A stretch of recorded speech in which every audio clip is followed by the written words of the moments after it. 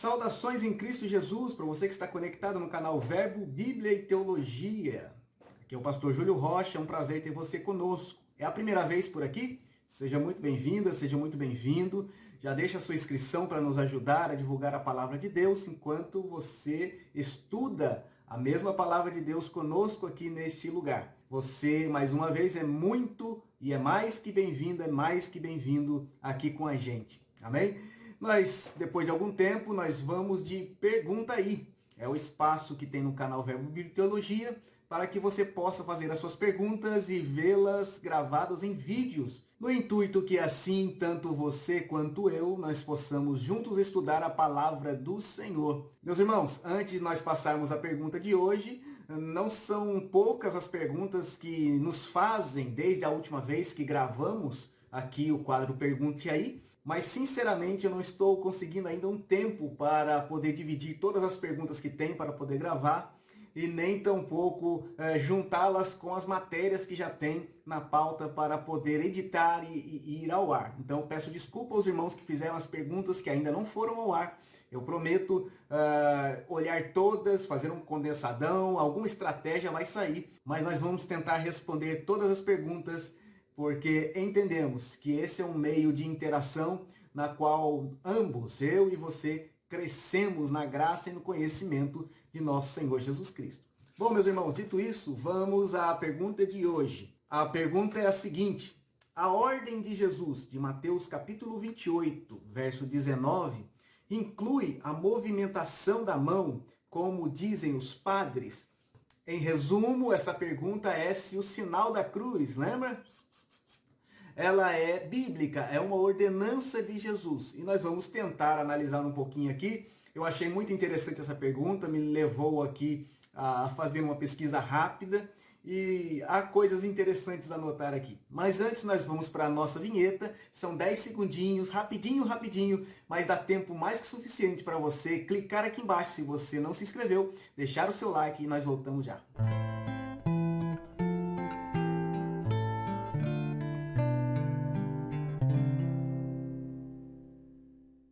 Muito bem, meus irmãos, antes de nós respondermos a pergunta se é bíblico ou não, se é uma ordenança de Jesus ou não, vamos ver o que o texto diz, amém? Eu sei que a maioria dos irmãos conhece esse texto de cor, mas nós projetaremos ele aqui para o caso de alguém não se lembrar do texto sobre o qual nós faremos menção. Vamos ler a partir do verso 18 para dar contexto, mas o que eu quero frisar é o verso 19. O 18 diz assim: E chegando-se Jesus, falou-lhes dizendo, É-me dado todo o poder no céu e na terra. Verso 19. Portanto, ide, ensinai todas as nações, batizando-as em nome do Pai, e do Filho e do Espírito Santo, ensinando-as a guardar todas as coisas que vos tenho mandado, e eis que estou convosco todos os dias, até a consumação dos séculos. Amém. Meus irmãos, antes de mais nada, convém salientar aos irmãos que essa passagem ela fala sobre um dos dois principais sacramentos que Jesus deixou para a igreja, amém? As duas maiores festas, dizemos assim, da igreja. A primeira delas é o batismo, que está sendo enfatizado por Jesus aqui no Ide aos seus discípulos. E a segunda é a Santa Ceia, amém? Portanto, essa passagem fala sobre o batismo. Considerando uma segunda abordagem sobre este ponto, este versículo lido, nós vamos entrar então aqui nessa pergunta que foi feita. Se essa ordenança de Jesus tem a ver com o tal do sinal da cruz. E para ser bem sincero, meus irmãos, acho que a melhor resposta a ser dada para esta pergunta tinha que ser, dos católicos, dos teólogos católicos, amém? É a melhor explicação, pois trata-se de um costume católico. E eu só posso falar o que a Bíblia diz. E o que a Bíblia nos mostra é que não tem nada a ver uma coisa com a outra. E isso por alguns pontos que eu gostaria de salientar. Antes de salientar esses pontos, eu tive fazendo algumas pesquisas sobre a história, de onde surgiu essa questão de fazer o sinal da cruz. E eu descobri que essa prática vem desde o século III, com Tertuliano. Na sua obra De Corona Militis, ele fala sobre andando e a cada X momentos fazer sinal na cruz. Descobre-se através da história que naquela época o sinal da cruz era feito na testa, através do dedo. É uma prática que ainda é feita uma modalidade, vamos dizer assim, de sinal da cruz, que ainda é feita por padres, né, por pessoas ainda hoje em dia. Essa prática, segundo os teólogos católicos, ela remonta do Antigo Testamento, coisa curiosa também de se ver, e eu fui procurar saber a referência onde eles consubstanciam essa fundamentação, vamos dizer assim, bíblica. E a fundamentação bíblica deles está em Ezequiel capítulo 9, isso segundo a teologia católica. Amém, meus irmãos? Ezequiel capítulo 9, verso 4, é uma passagem conhecida, né, dos estudantes de profecia, e diz o seguinte: E disse-lhe o Senhor, passa pelo meio da cidade, pelo meio de Jerusalém, e marca com um sinal as testas dos homens que suspiram e gemem por causa de todas as abominações que se cometem no meio dela. Os irmãos sabem muito bem que isso aqui é um vaticínio de Deus contra a cidade de Jerusalém, e eu gostaria de marcar com os irmãos aqui esse pequeno trecho: e marca com um sinal as testas dos homens. Por quê? Na Bíblia Católica, isso está traduzido da seguinte forma: e marca com um tal, ou uma cruz em T, ou uma cruz, ok? Só que, meus irmãos, olha aqui para mim.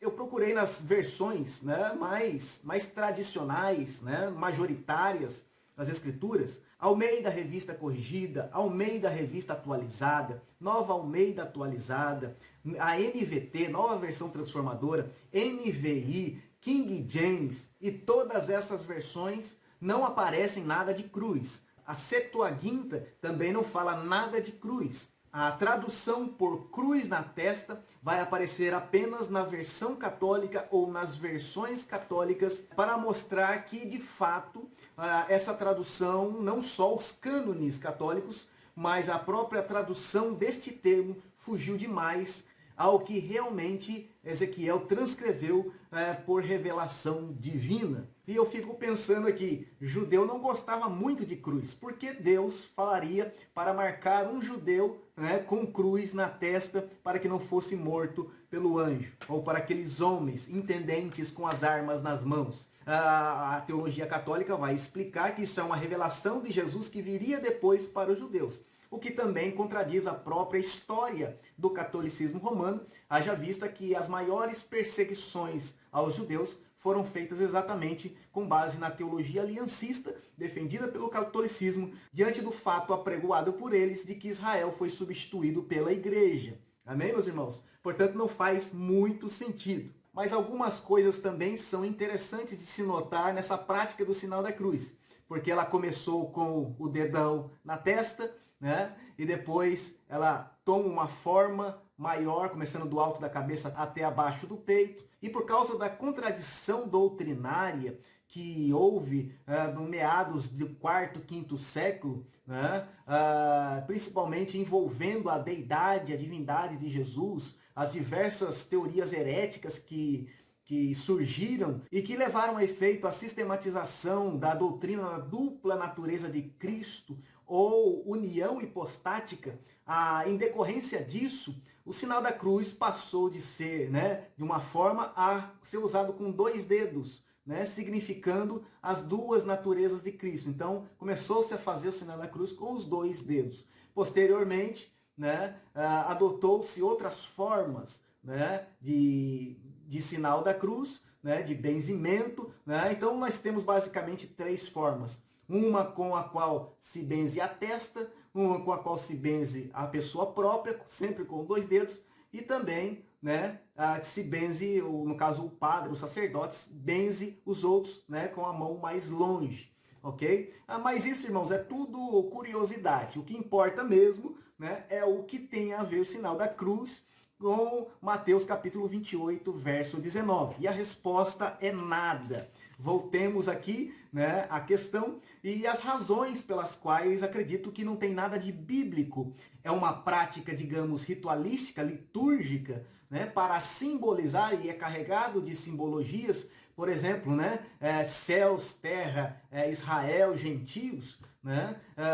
É uma prática cheia de liturgia, mas que de base bíblica substancialmente não tem nada. E eu elenco aqui alguns motivos pelos quais eu defendo que de fato não tem nada a ver uma coisa com a outra. O primeiro deles é que se fôssemos correlacionar Mateus 28 e 19 com o sinal da cruz, né? Mateus 28 e 19 fala sobre a Trindade, em nome do Pai, do Filho e do Espírito Santo. Já o sinal da cruz fala em nome do Pai, do Filho e do Espírito Santo. Aí tem 4, e tem um amém, tem 5, né? Então a Trindade tem 3, o sinal da cruz tem 5. Só por isso, né, já se mostra que o sinal não tem direcionamento direto com aquilo que se está referindo. Está mais para uma liturgia mnemônica, está mais para um ato litúrgico do que propriamente alguma coisa bíblica. Em segundo lugar, é justamente essa variação, né? Se eu tenho como fazer na testa, se eu tenho como fazer no corpo e tenho como fazer para os outros, só essa variação já distancia em muito do que essencialmente Jesus mandou. Jesus mandou ir por todo mundo e batizar em nome do Pai, do Filho e do Espírito Santo. Não importa quem, não importa como, o método é sempre um só, não tem variação. Essa variação, portanto, na forma de se fazer o sinal da cruz, é mais um indício da sua liturgia, da sua tradicionalidade, e não de algo necessariamente ensinado e mandado por Jesus. A terceira razão pela qual eu defendo que Mateus 28, 19 não tem nada a ver com o sinal da cruz,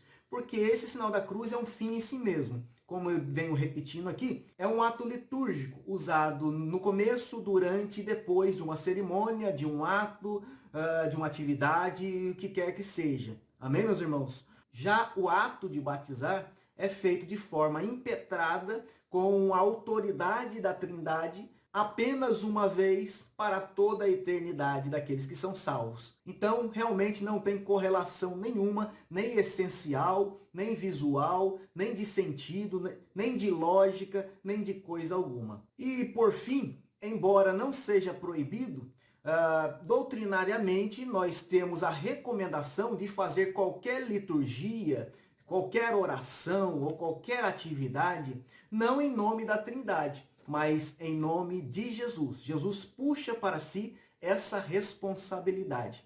O Senhor Jesus nos ensina que tudo o que pedimos em seu nome, nós crendo, receberemos. O mesmo Jesus fala que se a palavra dele estiver em nós e nós estivermos nele, tudo o que nós pedimos nos será dado, para que o Pai seja glorificado no Filho. Amém? O próprio Jesus, nós lemos aqui no verso 18, que consubstanciou, né, o texto da nossa meditação, ele diz: todo o poder me foi dado. Amém, irmãos? Portanto, irmãos, aquele que tem poder sobre a igreja é Jesus. E mais, o apóstolo Paulo fala em 1 Coríntios capítulo 15, que Deus entregou a Jesus toda a autoridade e convém que essa autoridade fique sobre os ombros de Jesus até que ele coloque todos os inimigos debaixo dos seus pés.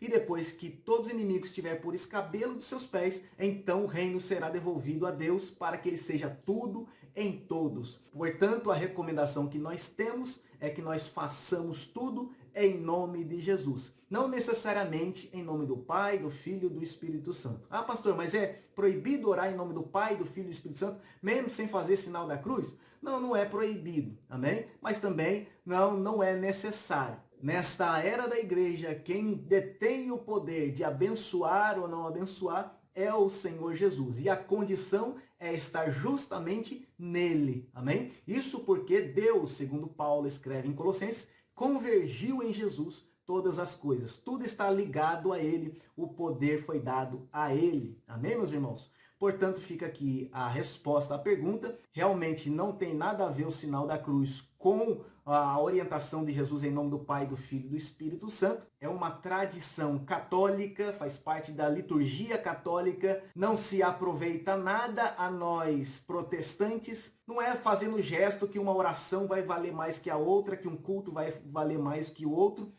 Provavelmente o catolicismo achou nisso uma forma didática. Para nós, isso não tem efeito nenhum e, biblicamente, não há respaldo algum para a prática desse movimento litúrgico. Amém, meus irmãos? Nós vamos ficando por aqui. Você também pode fazer a sua pergunta, se você quiser. Amém? Deixa aí no campo dos comentários. Nós, assim que pudermos, vamos responder também. E a sua pergunta pode virar vídeo aqui no canal Verbo, Bíblia e Teologia. A sua pergunta vai me ajudar a estudar para te responder, vai te ajudar a estudar com o meu ponto de vista sobre o assunto, logicamente defendendo o meu credo, defendendo a minha linha de fé. E se você gostou desse vídeo, deixe o seu like, deixe o seu comentário, compartilhe esse vídeo, nos ajude a divulgar a palavra do Senhor. Nós nos vemos num próximo vídeo. Até lá, se Deus quiser. Amém.